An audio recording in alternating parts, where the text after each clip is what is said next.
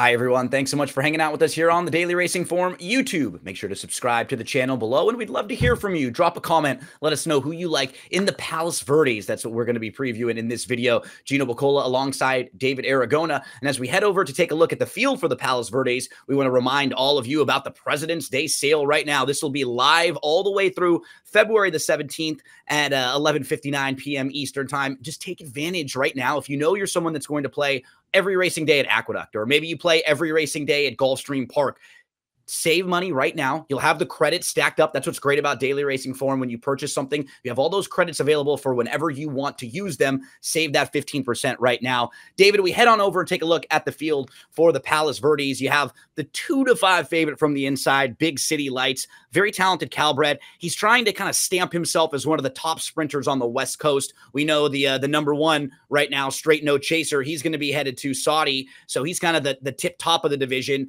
But Big City Lights, he doesn't really have a whole lot of poor performances in his career. In his 13 starts, he has never been worse than third. Boy, as a line maker, you know that I love a 2-5 morning line more than just about anybody out there.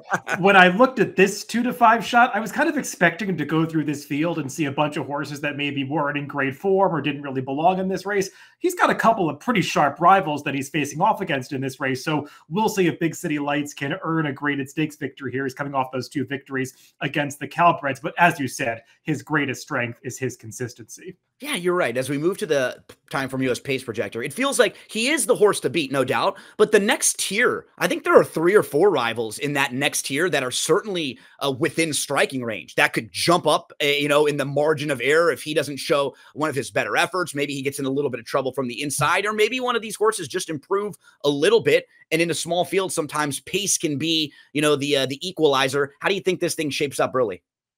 Well, the Timeform US Pace Projector is showing a fast pace predicted with 3 horses vying for the front end.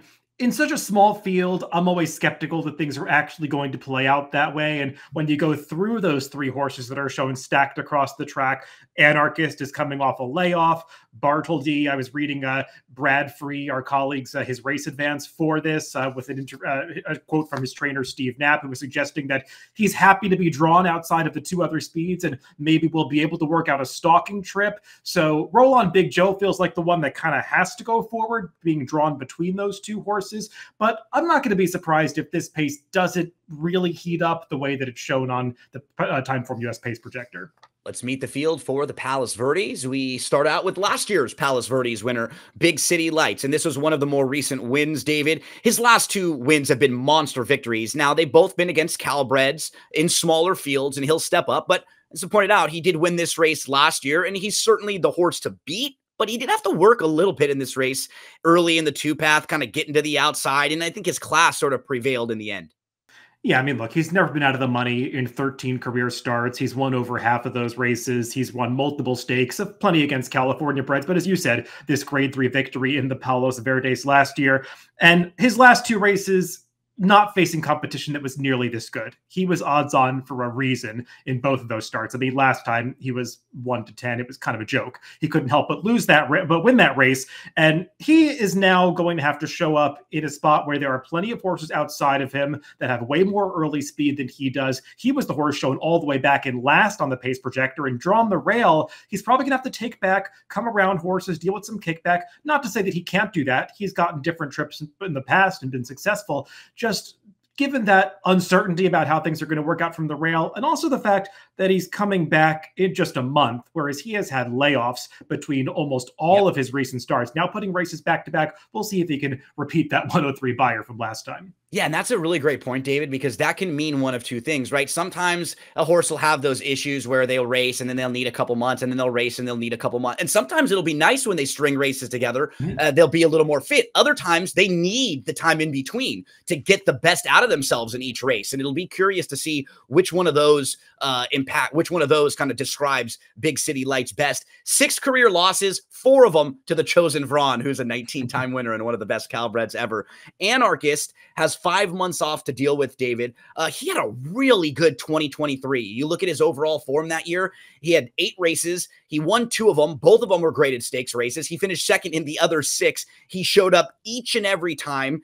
2024, wasn't quite the same. He only raced 3 times. One of those races was in the Korea Sprint. He was actually involved early in that race, and he faded. He finished 3rd that day. To me, he's kind of a tough read in here. Yeah, you brought up that stalwart of the California Sprint Division, the Chosen Vron. An Anarchist ran him to a head decision in the Bing Crosby back in 2023 when he was really at the apex of his form. And as you said, things just did not work out last year when he came back for that abbreviated 2024 campaign. I will say he was contesting a pretty quick pace when he came off the layoff in the Kelly's Landing at Churchill Downs. And that was only a listed stakes, but that was a really tough listed stakes. And I'm not going to really fault him for fading that day. And they went to Korea. I mean, he dueled with a very fast Japanese horse Jasper Crow to the front end that day. So I don't know how much I'm really supposed to hold that race against him. I think just from a natural ability standpoint, he's really not that far off Big City Lights. The big question is the layoff and whether he's going to be ready to deliver that top performance coming back off the bench. I've watched some of his recent workout videos that are available. Doesn't look like Doug O'Neill has really turned the screws for this race. So I wonder if we're going to see his best effort here. We're sending in like formulator facts to Santa Anita now for their broadcast a lot. Like every day we'll send in 1 or 2 for their races. One that I had found for Anarchist, the barn, as you were kind of hitting on, just 2 for 25 off the 61 to 180 day layoff. And only 5 of those 25 have finished in the money. The last 9 haven't even hit the board.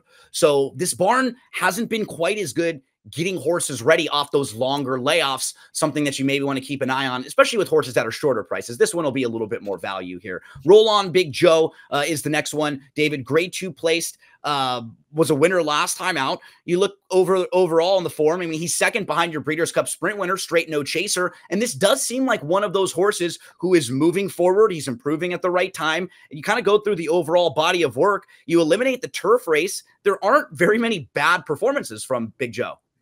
Yeah, when you look at the Beyer speed figures, he doesn't really stack up against a horse like Big City Lights, but I like to compare the Beyers against the Timeform US speed figures sometimes. Then those numbers take pace into account, and I think that's pretty relevant in dirt sprints. And Roll On Big Joe has been in a couple of races recently that have featured very fast paces. That's certainly the case 3 back for that October 27th race where he got run down by a closer at the end, but he was dueling through some pretty quick fractions. I think there were 4 horses vying for the front end in that spot, and he survived until mid-stretch and just got run down by that closer late. Not going to fault him for losing to the back in form Fort Bragg 2 back. And then last time I thought he was pretty game. That was a pretty quick pace. It was a race where the timer malfunctioned, so pay no attention to the fractions that are showing on screen in this video replay we're taking a look at. But he dueled on the front end, put the speed away, and is able to hold off today's rival For All Mankind. And Gino, some of these horses are stepping up into stakes company here, have to prove they can run off Lasix. He already did it when he was 2nd to the Breeders' Cup Sprint winner Straight No Chaser last fall. So I'm not so worried about it from that standpoint. The way that race was shaping up too, it just felt like For All Mankind was going to win. As you pointed out early on, they were kind of battling it out. I was extremely impressed with Roll On Big Joe, how he was able to hold on there. And keep in mind, that was at 6.5 furlongs as well. Now he gets a little bit of a cutback to 6. He may even have a little more punch here late, a little more fitness on the turn back. Bartholdi kind of feels like a Roll On Big Joe type horse in this field, as he's kind of a newer face stepping forward. I like what he's been doing recently. He took a while to break his maiden, but he's certainly improved for the new barn. I mean, you can just look at the Beyer speed figures, how they've stepped up, about 10 points or so from his first start for Knapp. And then each of the races for Knapp, we've seen some improvement. He threw up a 97 Beyer a few starts back. What I really like, David, in that December race, most recently at the end of December, you were kind of hitting on it. He showed us that he can sit off a little bit. And for a lot of his career, he was pretty one-dimensional, kind of need the lead speed. You didn't really see him as a horse who could sit. And if he can do that now as he's growing up and maturing, that could be a really, really big factor in this race if he can sit off horses there. Yeah, he does project to sit a pretty good trip in this race, I guess, depending on what we get from the long shot that's drawn right outside of him, who occasionally shows speed. But Bartholdi could get the right kind of stalking trip, just perched off those 2 speeds to his inside. And that race that we took a look at, he was impressive. He finally beat some better horses that day because he had been just beating up on weaker competition in the maiden and starter allowance races that he had contested prior to that. But look, the speed figures they stack up against Roll On Big Joe we just talked about, and they're not that far off Big City Lights. So at a much better price, I understand the case for him. Bagnick has the lowest Beyer top in the field, but if you look at some of the horses he's faced, David, there are some really nice ones in the recent company. Vlahos was kind of an enigma horse who came back with a really nice performance last time out. El Patente is in very good form. You talked about Fort Bragg earlier, who was back to a good effort. Straight No Chaser, you see. So, I mean, you go through his last 5 races, probably 4 horses in there who would be pretty tough in a spot like this, but he himself is just going to have to run better and going to have to run faster. Yeah, it just feels like his ceiling is lower than the other contenders in here, and he runs his best races when he's forwardly placed, and it's just hard to see him getting to the lead in this spot. For All Mankind rounds out the field. I thought that he got a pretty good trip last time out, and that felt like the type of race that might have been his to win. We'll say he had a huge gallop out if you watch beyond the wire there, and so maybe they were figuring something out with him late, but now he turns back. I mean, he could be one of the horses that gets a really nice trip to the outside. David, what do you think about his chances in here? When I was first handicapping this race and taking a look at that Timeform US pace projector, I really wanted to make a case for this horse because he's the one that is supposed to be sitting in the right spot because he's proven he can pass horses, rating off the pace. And I watched the last race hoping to see something I really liked, but I came away from watching that replay kind of wanting to bet Roll on Big Joe instead of this horse because he had his chance and just couldn't quite catch that foe. Certainly felt the same way watching that race. Just wanted to upgrade Joe a little bit, and I thought that was the perfect trip for All Mankind. Let's round things out, David. I think with the approach, when I saw our selections, we kind of had the same idea where we'll look for a little bit of a price, some value, one of these kind of up-and-coming horses, and then we'll put the obvious, you know, heavy favorite in the second spot. So I'll do it with Bartholdi there, the 4. You'll do it with a similar type price horse and Roll on Big Joe.